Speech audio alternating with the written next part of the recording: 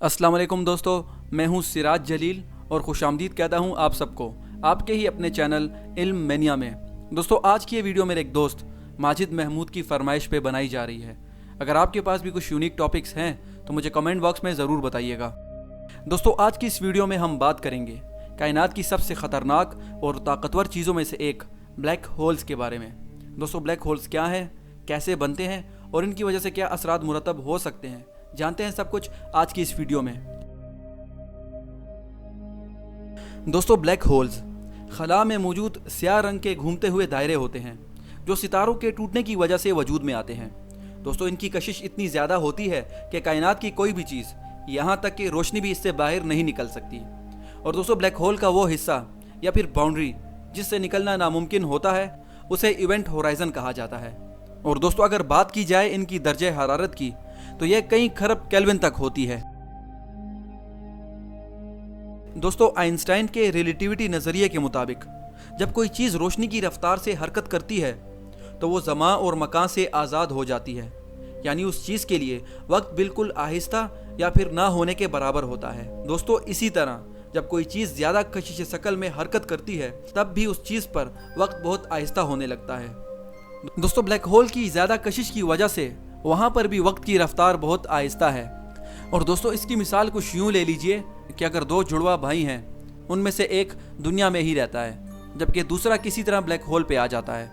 तो दोस्तों, कई साल गुजरने के बाद दुनिया में रहने वाला शख्स बूढ़ा हो जाएगा, मगर ब्लैक होल पे रहने वाले शख्स की उम्र वही रहेगी, क्योंकि ब्लैक होल में वक्त की रफ्तार स्लो थी।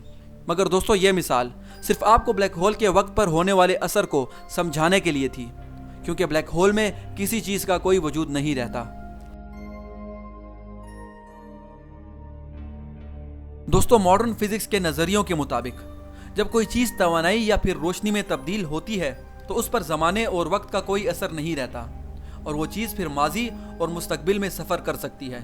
दोस्तों, चूँकि ब्लैक होल में भी इंसान का कोई वजूद नहीं रहेगा और वो तवानाई में तब्दील हो जाएगा, लिहाजा वो भी ज़माने और वक्त से आज़ाद हो जाएगा और दूसरी कायनात में सफ़र कर सकेगा।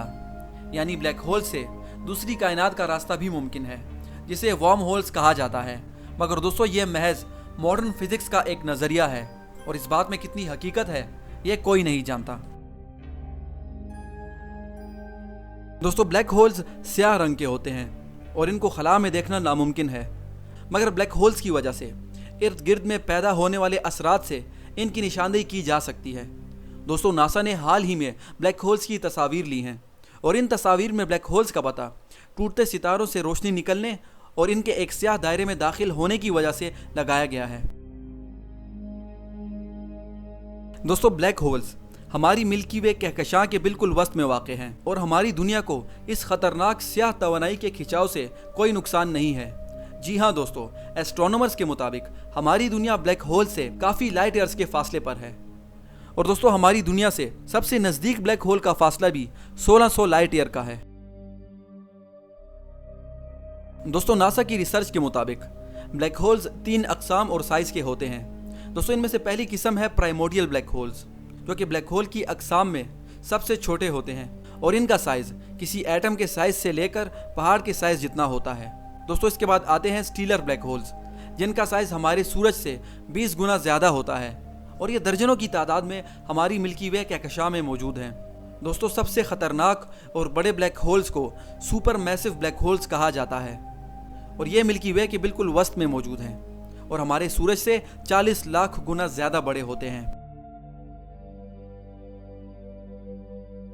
दोस्तों, 1974 में स्टीफन हॉकिंग ने एक नज़रिया पेश किया था जिसके मुताबिक ब्लैक होल्स भी वक्त गुजरने के साथ साथ खला में रेडिएशंस खारिज करते हैं, जिन्हें हॉकिंग रेडिएशंस कहा जाता है।